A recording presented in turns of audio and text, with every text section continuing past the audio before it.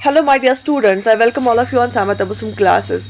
Basically, this is MCQ series for Political Science Lecturer Examination जो JKPSC conduct कर रहा है और पॉलिटिकल साइंस के सिलेबस में इसमें ये पब्लिक एडमिनिस्ट्रेशन का एक पार्ट रखा गया है और पब्लिक एडमिनिस्ट्रेशन के उस पार्ट के ठीक ठाक मार्क्स भी है।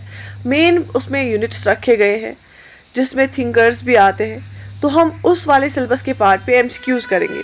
आज जो हमारा एमसीक्यू सेशन है वो है एफ.डब्ल्यू. टेलर के टॉपिक पे और बहुत ही इंपॉर्टेंट टॉपिक है। इसका एक बहुत बड़ा कंट्रीब्यूशन है पब्लिक एडमिनिस्ट्रेशन में। So this is a very important topic. So let's get started. हम इस सीरीज़ को कंटिन्यू करेंगे, हम पूरी सीरीज़ ये लाएंगे और पूरा सिलेबस कंप्लीट कराएंगे इस पे। So stay connected. Question number 1 is on your screen. Frederick W Taylor is known as the father of. Frederick Taylor को फादर ऑफ क्या बोलते हैं, किस चीज़ का फादर बोलते हैं? Human relation theory, scientific management theory, bureaucratic model theory, behavioural approach theory.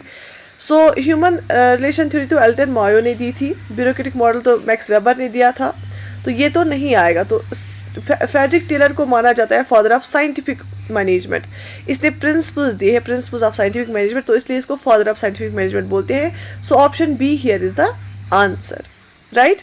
Okay, if you have any query या आप कुछ सजेशन देना चाहते हैं, you can write that in the comment section. I will try to answer your queries. The main aim of Taylor scientific management is, Taylor की जो scientific management है उसका मेन एम क्या था? Harmony between workers and management, maximum production and minimum cost, maximum ways for workers. Basically क्या होता था वहाँ पे, पहले ये कॉन्सेप्ट था कि अगर मैनेजर्स या ओनर्स को अपना प्रॉफिट बढ़ाना है तो उनको वर्कर्स के वेजेस कम रखने हैं और उनसे ज़्यादा काम लेना है, और वर्कर्स को अगर प्रॉफिट बढ़ाना है उनको अपनी वेजेस ज़्यादा कराने हैं, और ओनर्स को लगता था कि हमारा प्रॉफिट कम हो जाएगा, तो उनमें कंटिन्यूस कन्फ्लिक्ट रहता था। तो साइंटिफिक मैनेजमेंट का ये है कि जो एफिशिएंट वर्कर होगा उसको भी ज़्यादा मिलना चाहिए, और जो ओनर होगा अच्छे से प्रिंसिपल्स के ओरिएंटेड काम करवाएगा, उसको अभी प्रॉफिट अच्छा होगा। So all of the above is answer here. वो चाहता था कि मैक्सिमम प्रोडक्शन हो मिनिमम कॉस्ट पे, और हार्मनी रहे वर्कर्स और मैनेजमेंट के लिए भी, और मैक्सिमम वेजेस मिले वर्कर्स को भी। So all of the above option D is the right answer here, right option here. Next question is on your screen. Which of the following is not a principle of scientific management. इनमें से कौन सा principal नहीं है scientific management का? क्योंकि F W. Taylor ने principles of scientific management दिए थे। इसमें से देखो, science not rule of thumb, maximum output, functional foremanship, informal organisation. बिल्कुल ये साइंटिफिक प्रिंसिपल्स में, साइंटिफिक मैनेजमेंट प्रिंसिपल्स में टेलर ने बताया था साइंस को फॉलो करो, नॉट रूल ऑफ थंब, ये सही है। मैक्सिमम आउटपुट निकलना चाहिए, वो तो मेन गोल था। और फंक्शनल फोरमैन की बात की कि 8 सुपरवाइजर्स एक एम्प्लॉय को देखेंगे, 4 लोअर लेवल पे, 4 अपर लेवल पे, 8 सुपरवाइजर्स होंगे। फंक्शनल फोरमैनशिप हम उसी को बोलते हैं। इनफॉर्मल ऑर्गेनाइजेशन की बात की थी साइमन और चेस्टर बार्नार्ड ने, तो इसकी बात एफ.डब्ल्यू. टेलर ने नहीं की थी। इनफॉर्मल ऑर्गेनाइजेशन को वो एग्री ही नहीं कर रहा था इस पे, वो बोल रहा था कि सिर्फ फॉर्मल रिलेशन होनी चाहिए वर्क प्लेस पे, तो इनफॉर्मल ऑर्गेनाइजेशन की बात नहीं की थी एफ.डब्ल्यू. टेलर ने। तो option D is the right answer here. So this one is not a principle of scientific management of F.W. Taylor. Next question is on your screen.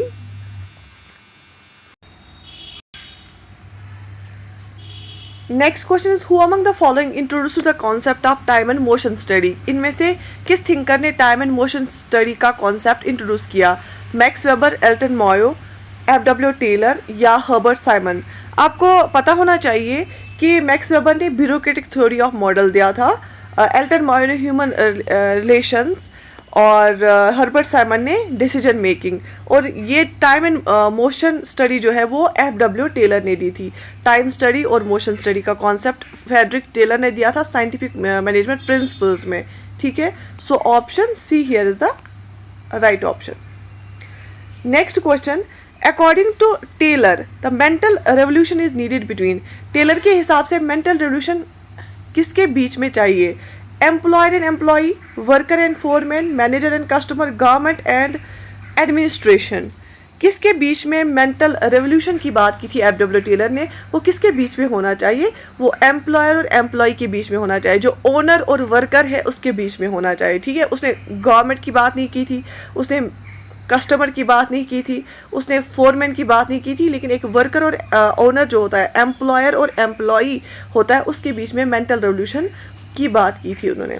The book principles of scientific management was published in, जो scientific principles of scientific management, ये किताब किसने लिखी थी? F.W. Taylor ने। ये कब publish हुई थी? 1911, 1915 या 1920? और प्रिंसिपल्स ऑफ साइंटिफिक मैनेजमेंट जो F.W. टेलर ने लिखी थी, ये पब्लिश हुई थी 1911 में। So option B here is the right option. Next question, which of the following is a feature of Taylor scientific management? इनमें से कौन सा फीचर है टेलर के साइंटिफिक मैनेजमेंट का? Unity of command, functional foremanship, hierarchy of authority, unity of direction. अगर हम देखेंगे unity of command, hierarchy of hierarchy and authority, unity of direction है ना, ये फयाल के कॉन्सेप्ट से, जो 14 प्रिंसिपल्स ऑफ फयाल है ना, उसके कॉन्सेप्ट से। और अगर हम बात करेंगे टेलर की साइंटिफिक मैनेजमेंट की, तो उसने फंक्शनल फॉर्मेनशिप का कॉन्सेप्ट दिया था कि एक वर्कर के ऊपर 8 सुपरवाइजर्स होते हैं, 4 एक लेवल पे, 4 दूसरे लेवल पे। सो फंक्शनल फॉर्मेनशिप का कॉन्सेप्ट, मेंटल रेवोल्यूशन का concept, time and work study का कॉन्सेप्ट F.W. टेलर ने दिया था। So option B here is the answer. Next question, which technique of scientific management separates planning from execution? Scientific management की कौन सी technique planning और execution को separate करती है? Differential piece rate system, time study, functional foremanship, motion study. क्या लगता है ये चारों जो है ना, ये F.W. टेलर ने थे। डिफरेंशियल पीस रेट सिस्टम भी उसने दिया था, टाइम स्टडी भी, मोशन स्टडी भी, फंक्शनल फॉर्मेनशिप भी। लेकिन इसका आंसर आएगा फंक्शनल फॉर्मेनशिप, क्योंकि प्लानिंग पे उसने बोला था 8 सुपरवाइजर होंगे, 4 supervisors will head the planning division and 4 will head the execution division। जो डिफरेंशियल पीस रेट सिस्टम है ना, ये वेजेस देने की बात इसमें हो रही थी। और टाइम स्टडी की एक जो टास्क है वो कितने टाइम में एवरेज वर्कर कर सकता है, मोशन स्टडी कितना कर सकता है और कौन सा बेस्ट मेथड रहेगा। सो ऑप्शन सी यहाँ पे सही आंसर है, functional foremanship. Taylor's concept of differential piece rate system is related to, जो टेलर का कॉन्सेप्ट इसने दिया था डिफरेंशियल पीस रेट सिस्टम, ये तो टेलर ने दिया था। ये किस रिलेटेड है?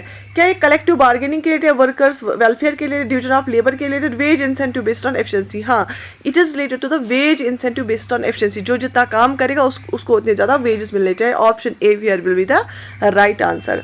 Okay, a major criticism of Taylor's scientific management is that, सबसे मेजर क्रिटिसिज्म क्या है साइंटिफिक मैनेजमेंट का? जो टेलर का साइंटिफिक मैनेजमेंट है उसका मेजर क्रिटिसिज्म क्या है? It gives too much importance to worker participation, it ignores human and social factor, it stresses informal organisation, it ignores specialisation. देखो, टेलर ने बात की थी स्पेशलाइजेशन की, ठीक है, ये तो उसने बात की थी। It gives too much importance to worker participation, नहीं, लिमिटेशन हमें देखनी है ना, ड्रॉबैक ये है इसने इग्नोर किया किसको? ह्यूमन एंड सोशल फैक्टर्स को इसने इग्नोर किया। इसने लोगों को मशीन समझ के रखा, इसने बोला सिर्फ उनको पैसे चाहिए, पैसे दो एफिशिएंसी बढ़ जाएगी। इसने ह्यूमन की क्या नीड्स है वो इग्नोर किया, सोशल फैक्टर्स को इग्नोर किया, और इसने इनफॉर्मल ऑर्गेनाइजेशन पे भी ट्रस्ट नहीं किया था। So option B, it ignore human and social factors, is the drawback of scientific management theory of F.W. Taylor. So option B here is the right answer. So this is the end of this today's question series, और इंशाल्लाह हम हर एक thinker का करेंगे और हर पूरी series, पूरा syllabus जो है MCQs के थ्रू रिवाइज कराएंगे।